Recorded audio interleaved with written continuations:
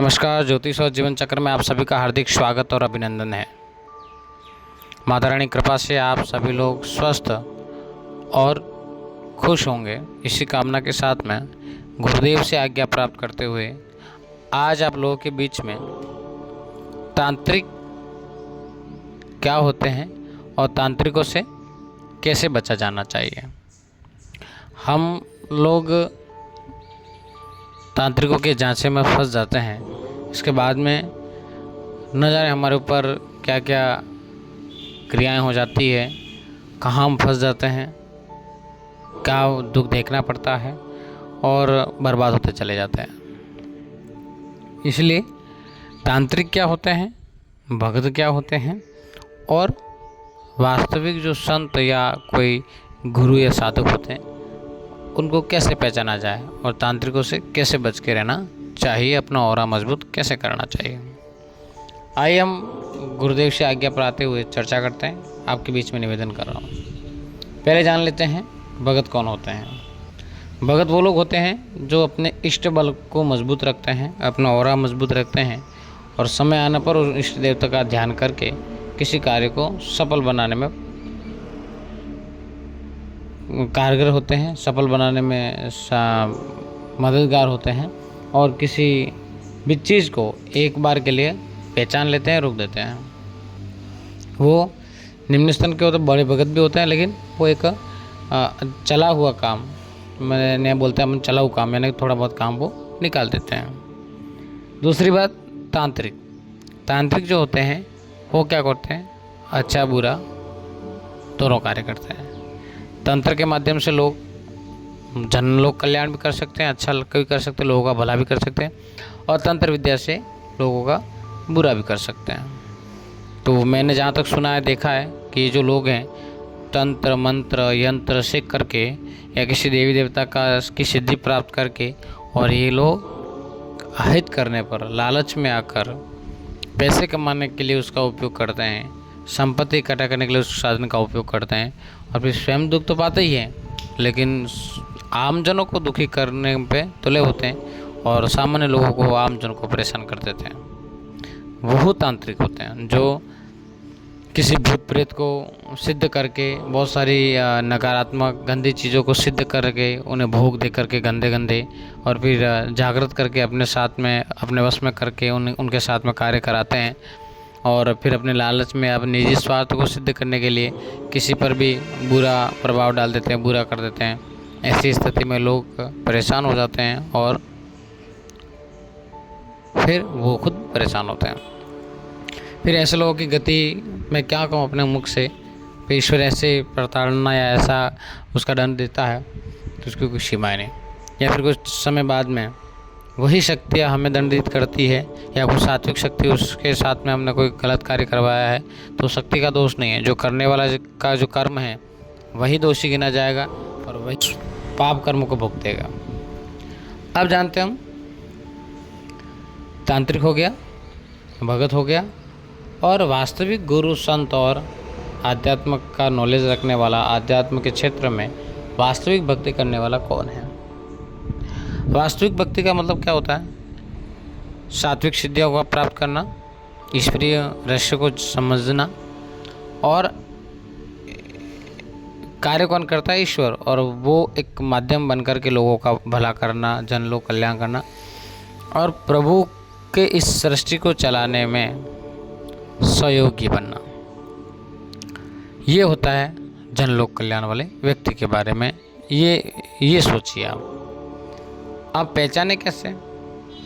किसी का गुरु मंत्र लिया, गुरु वही होगा जो आपको साथ में रह कर के सिखाएगा, आपको सकारात्मक दृष्टिकोण देगा और आपको जो भी शक्ति या कोई मंत्र शक्ति आपको देते हैं या कोई शक्ति आपकी ओर ट्रांसफ़र करते हैं तो उस शक्ति के बारे में विशेष और महत्वपूर्ण जानकारी आपको प्रदान करेगा और केवल जनलोक कल्याण निःशुल्क आपसे सारी चीज़ें कराएगा और फिर आप गुरु दक्षिणा के रूप में उन्हें कुछ दें, वो विषय अलग है, लेकिन वो आपको निस्वार्थ भाव से सिखाएंगे, जनलोक कल्याण में आगे बढ़ाएंगे, अपना सहभागी बनाएंगे और आपके प्रत्येक मोड़ पर आपकी रक्षा करेंगे। वही गुरु कहा जाता है।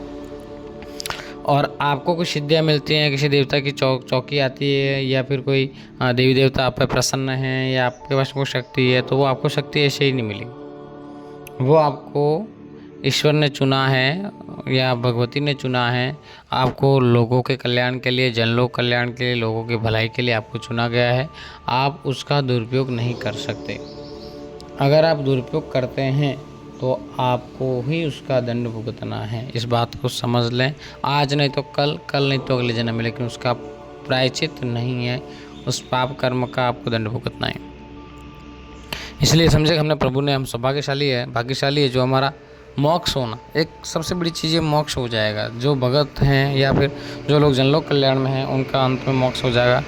शर्त एक कि वो लोग केवल जनलोक कल्याण करें, अपने स्वार्थ में ना पड़े, स्वार्थ में पड़ के गलत ना करें और दूसरों का अहित न सोचें और अभिमान न करें अपनी शक्तियों का, और अपनी शक्ति को ही सर्वोच्चतम स्थान देवें, अपने स्वयं को नहीं। इस बात का विशेष ध्यान रखें। अब हम कैसे पहचानें कि वो तांत्रिक है।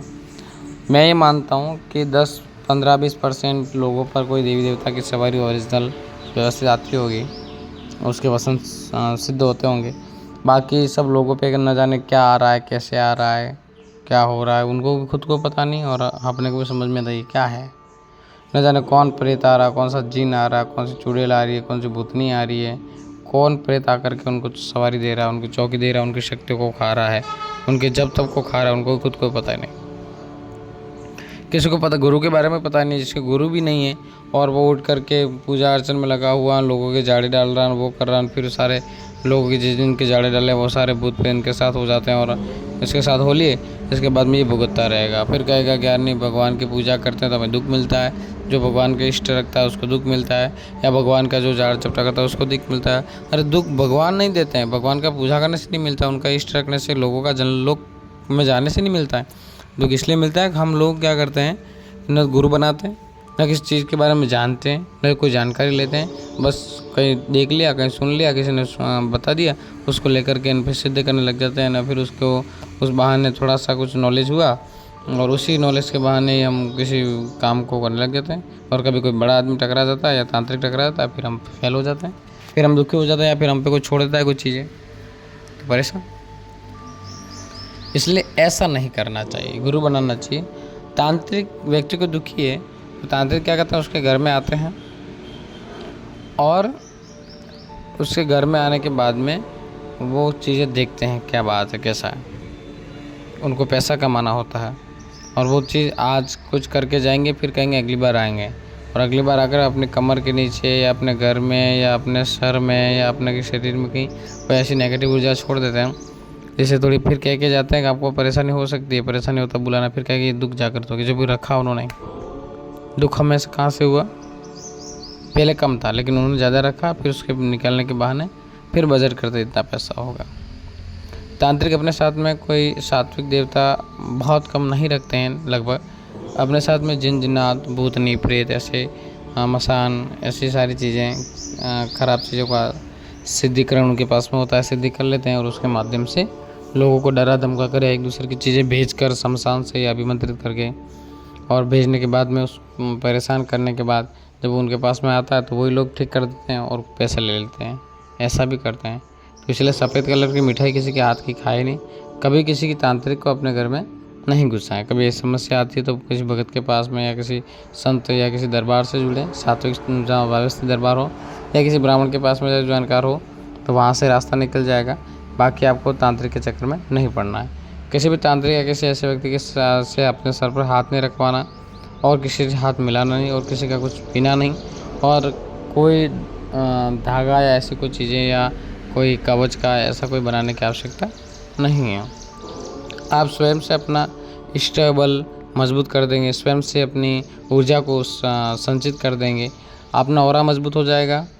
आप सात्विक मन से ब्रह्मचर्य का पालन करते हुए और आप सात्विक रूप से अगर पूजन अर्चन करते हैं निस्वार्थ और निष्पाप होकर के, तो आपका ऑरा वैसे ही मजबूत हो जाएगा। आपको किसी तांत्रिक या हो जाए आप किसी के पास में जाने की आवश्यकता नहीं पड़ेगी। अगर आपका ऑरा मजबूत नहीं है तो फिर आपको दुख देखना पड़ेगा, आपको समस्या आएगी और फिर आप किसी तांत्रिक वांत्रिक के चक्कर में पड़ेंगे। तो कोई काली बता के, कोई हनुमान बता करके, कोई शीतला बता करके, कोई भैरू बता करके, कोई कहा क्या बता करके फिर आपको लूटता रहेगा, परेशान होते रहोगे और दुख भी मिटेगा नहीं और चिंता भी मिटेगी नहीं और पैसों का भी बर्बादी हो जाएगी। इसलिए किसी तांत्रिक के चक्कर में नहीं पड़े, उनसे बचते रहें। कभी कभी ऐसी कोई समस्या आ जाती है तो किसी ब्राह्मण या किसी व्यक्ति के पास में चला जाए या किसी भगत के पास चला जाए, वो आपको रास्ता कर देगा। किसी दरबार या कोई गुरु व्यवस्थित गुरु के पास में चले जाए, वो आपको मार्गदर्शित कर देंगे ताकि आपके पास लूटो भी नहीं और आपको रास्ता भी सही मिले, है ना। तो इसलिए ये चीज़ें विशेष ध्यान रखने की हैं। और तांत्रिकों को घर में घुसाना ही नहीं, ये जानना ही नहीं। अब ये बात है कि तांत्रिक कैसे पहचाने उसको। अगर चौकी आ रही है किसी की, अगर कोई सात्विक चौकी आती है, व्यवस्थित चौकी आती है, तो वो चौकी अपने इष्ट का, है ना। जैसे काली की चौकी आएगी तो वो अपने जयकारा बुलाएगी उसके नाम का, या फिर कोट बंगालन जयकारा मेरी कोट बंगालन का, या जयकारा मेरी काली कलकत्ते वाली का, ऐसा जयकारा बुलाएगी। या शीतला आएगी तो विंध्यवासिनी का जयकारा लगाते हुए आएगी। और कोई चौकी रोते हुए आती है, कोई चौकी थोड़ी मुस्कुराते हुए आती है, और कोई चौकी किलकारी करते हुए आती है। और ऐसे कोई फालतू में चिल्लाती हुई ऐसी कोई चौकी आती है, समझिएगा वो किसी देवी देवता की चौकी नहीं है, और वो चौकी किसी भूत या प्रेत जिन्नात की है ना। तो इस बात का ध्यान रखें।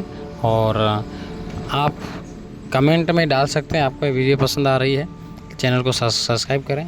और अन्य किसी विषय पर अगर वीडियो बनाना है, जानकारी चाहिए, तो आप वो भी कमेंट में डाल सकते हैं। माता रानी आप सब पर कृपा करें, इसी कामना के साथ में धन्यवाद।